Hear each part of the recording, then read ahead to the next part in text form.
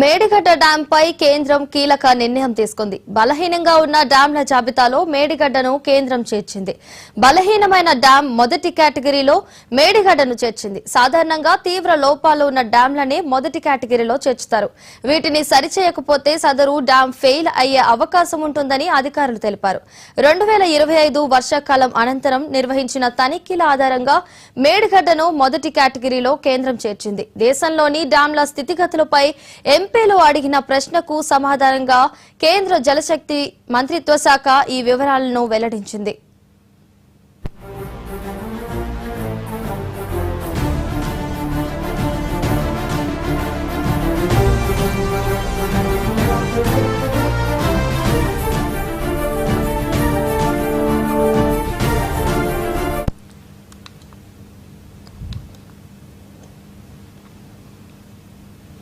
మేడిగడ్డ డ్యాంపై కేంద్రం కీలక నిర్ణయం తీసుకుంది. బలహీనంగా ఉన్న డ్యాంల జాబితాలో మేడిగడ్డను కేంద్రం చేర్చింది.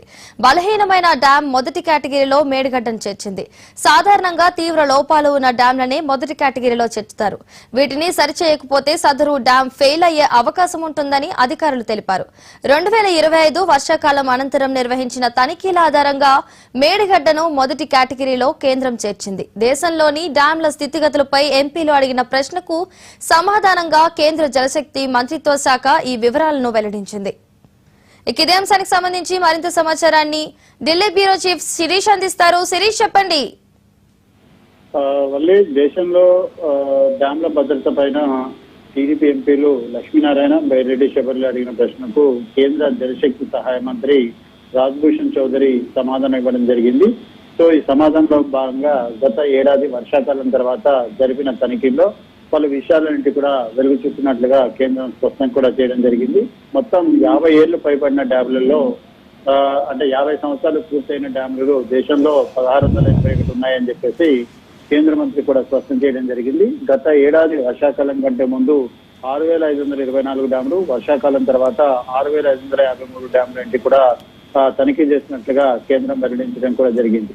సో దేశంలో 3 డ్యాంలు కేటగిరీ 1 లో ప్రమాదకరంగా ఉన్నాయని చెప్పేసి కేంద్ర జలశక్తి సహాయ మంత్రి స్పష్టం చేశారు. తెలంగాణలోని మేడిగడ్డ బ్యారేజీ సహా యూపీలోని లోయర్ ఖజూరి డ్యాం, అదేవిధంగా బొకారో బ్యారేజ్ అనేవి కూడా ప్రమాదంలో ఉన్నాయి.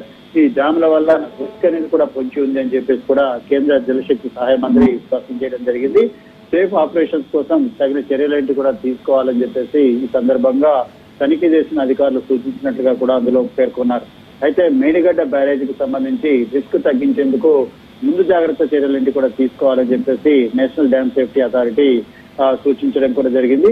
సో దీనికోసం ముఖ్యంగా చూసినట్లయితే దేశంలో తెలంగాణలోని మేడిగడ్డ లక్ష్మీ బ్యారేజీకు ప్రమాద హెచ్చరిక అనేది కూడా పొంచి ఉందని చెప్పేసి కూడా చెప్తూనే డ్యామ్ భద్రత బాధ్యత అనేది కూడా పూర్తిగా డ్యామ్ యజమానులది అని చెప్పేసి కూడా కేంద్ర ప్రభుత్వం ఇక్కడ స్పష్టం చేయడం కూడా జరిగింది.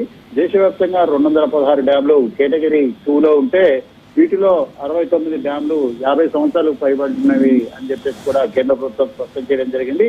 డ్యామ్ భద్రత కోసం DPR-2, DPR-3 ప్రాజెక్టులను అమలు చేయాల్సిన అవసరం ఉందని చెప్పేసి కూడా చెప్తూనే 10,211 కోట్లతోటి 736 డ్యాంలను పునరుద్ధరించడమే లక్ష్యంగా పెట్టుకున్నట్టుగా కూడా ఇందులో స్పష్టం చేయడం జరిగింది. DRIP-2 కింద ఇప్పటి వరకు 2020 కోట్ల ఖర్చు అనేది కూడా జరిగింది.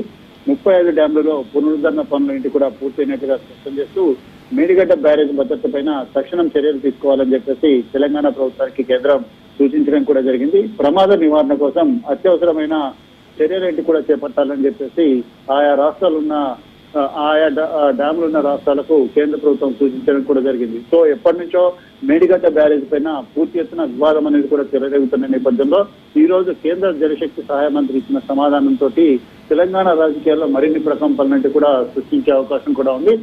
మేడిగడ్డ బ్యారేజీకి సంబంధించి ఇప్పటి వరకు కూడా వివాదాలు రేగుతున్న నేపథ్యంలో ప్రస్తుతం ఈ అంశం అనేది కూడా చర్చనీయాంశంగా కూడా మారింది. Right, thank you Sirish.